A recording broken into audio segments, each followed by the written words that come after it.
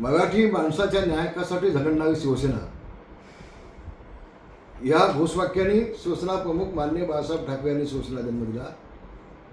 आणि आज मराठी माणूस जो ताठ म्हणून जगतोय तो फक्त शिवसेना प्रमुख माननीय बाळासाहेब ठाकरे यांच्यामुळे जगतोय.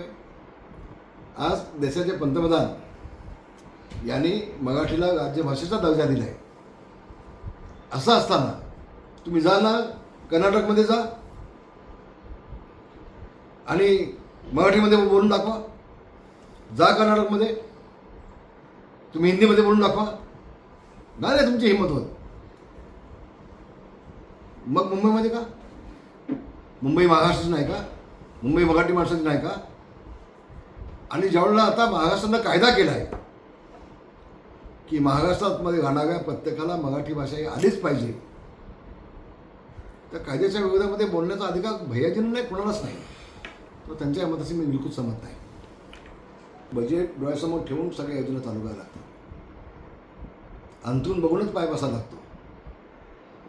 आज आपण लाडक्या बहिणीचं बजेट पाहिलं तर 30,000 कोटीपेक्षा जास्त आहे. या सगळ्या गोष्टी डोळ्यासमोर ठेवूनच आपल्याला विकासाची वाटचाल करून घ्यायला लागते. आणि एक जर लाडकी बहीण योजना बंद केली तर आणखी 10 योजना पण चालू करता येईल.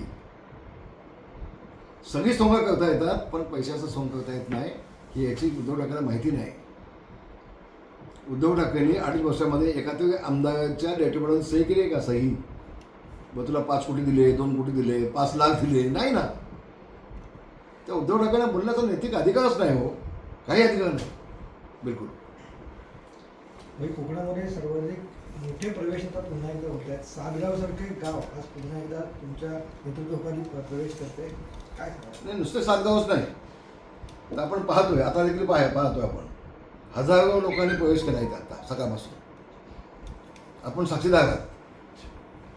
हा उद्धव ठाकरे सनसनी लाफा आहे ना.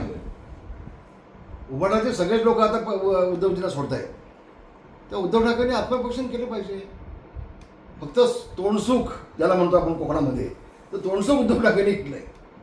वाघे माप एकनाथ शिंदेवरती बोलायचं, वाघे माप अमित शहावरती बोलायचं, वाघे माप पंतप्रधानांच्या वरती बोलायचं. म्हणजे मी किती मोठा आहे. स्वतःचं कर्तृत्व ही नसली माणसं फक्त इतरांच्यावरती बोट टाकायचं काम करत आहेत.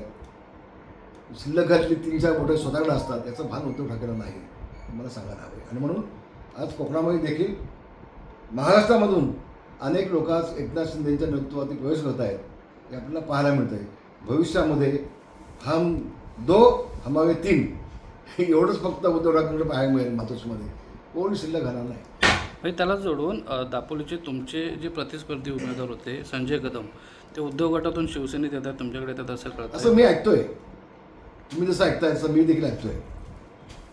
अजून काही निर्णय झालेला नाही आणि निर्णय झाला तर तुम्हाला आम्ही कळू. तुम्ही जुळवून घेणार का? नाही, मी आज कसं बोलतो यावरती, त्यापेक्षा मी आज न म्हणणं चांगलं आहे. त्यांची इच्छा असेल तर निश्चितपणे स्वागत करेन मी तर पायाकडे घालीन ना, काय पण अडचण नाही. बिलकुल कसली अडचण नाही मला येणार असेल तर. पण त्यांना विचारून घ्या तुम्ही, त्यांना विचारून घ्या आपण. धन्यवाद. जय हिंद, जय महाराष्ट्र. एबीपी माझा, उघडा डोळे बघा नीट.